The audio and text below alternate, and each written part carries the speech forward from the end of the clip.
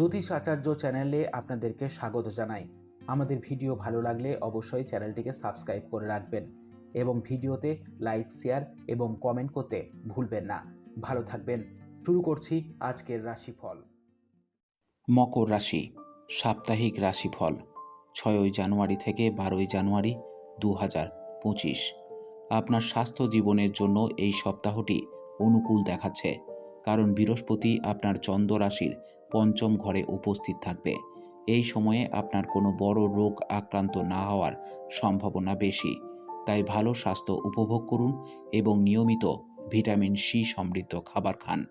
এই সপ্তাহের শুরু থেকে শেষ পর্যন্ত আপনাকে এই সমস্ত বন্ধু এবং ঘনিষ্ঠদের থেকে দূরে থাকতে হবে, যারা বারবার আপনার কাছে ঋণ চায় এবং তারপরে তা ফেরত দিতে দ্বিধা করে, কারণ এই সময়ে ঋণের টাকা দেওয়া আপনার জন্য ক্ষতিকর প্রমাণিত হবে। এই সপ্তাহে যখনই আপনি একাকী বোধ করবেন, আপনার বাবা মা আপনাকে তাদের আশীর্বাদ দেবেন এবং আপনার মনোবল বাড়াবেন। এতে আপনার পারিবারিক জীবন মসৃণভাবে চলবে।